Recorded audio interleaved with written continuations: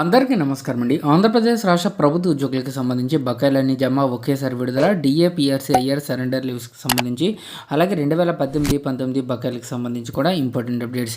So ఈ వీడియోలో వీటి గురించి పూర్తి వివరాలు అయితే తెలుసుకుందాం. సో ముందుగా వీడియోని సపోర్ట్ చేసే వారందరూ కూడా వీడియోని ఒక లైక్ చేసి మీ తోటి ఉద్యోగ మిత్రులకు వీడియోని అయితే షేర్ చేయండి.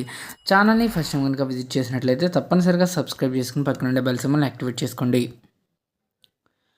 ఉద్యోగుల్లో డిఏ సంబరం అని చెప్పేసి ఒక ఇంపార్టెంట్ అప్డేట్ అయితే రావడం జరిగిందండి. సంక్రాంతికి ఘనంగా జరుపుకుంటున్నామంటున్న ఉద్యోగులు సిపిఎస్ ఉద్యోగులకు నేరుగా బ్యాంకు ఖాతాలకు సొమ్ము అయితే జమ చేయడం జరిగింది. ఇతర ఉద్యోగులకు పిఎఫ్ ఖాతాకు జమ చేయడం జరిగింది. పోలీసులకు సరెండర్ లీవ్ బకాయిలు కూడా చెల్లింపులు.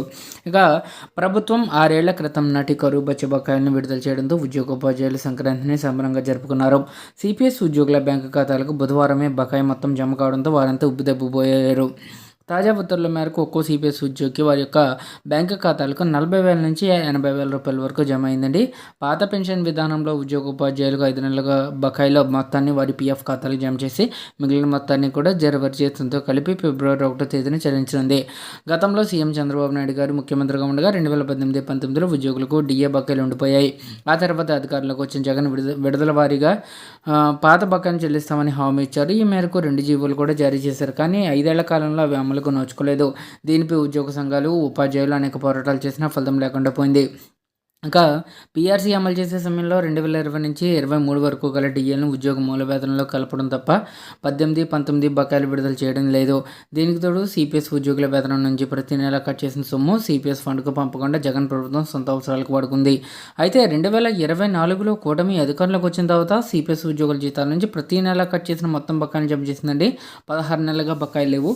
అయితే 2018-19 డిఏ బకాయిలు విడుదల చేయాలని ఉద్యోగోపాధ్యాయ సంఘాల విజ్ఞప్తి మేరకు సంక్రాంతి కానుగా మొత్తాన్ని విడుదల చేయడం జరిగింది.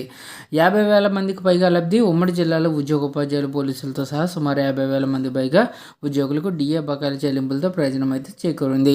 సిపిఎస్ ఉద్యోగులకు ముఖ్యమంత్రి చంద్రబాబు నాయుడు గారు, ఉప ముఖ్యమంత్రి పవన్ కళ్యాణ్ గారు ఇచ్చిన మాట మేరకు 6 ఏళ్ల నాటి కరువు బచ్చం బకాయిలను జమ చేయడం జరిగిందండి.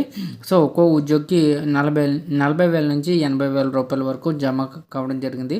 ప్రభుత్వం ఒకేసారి కరువు బచ్చం బకాయిలు విడుదల చేయడంతో ఉద్యోగ ఉపాధ్యాయ వర్గాల్లో ఆనందం నింపింది.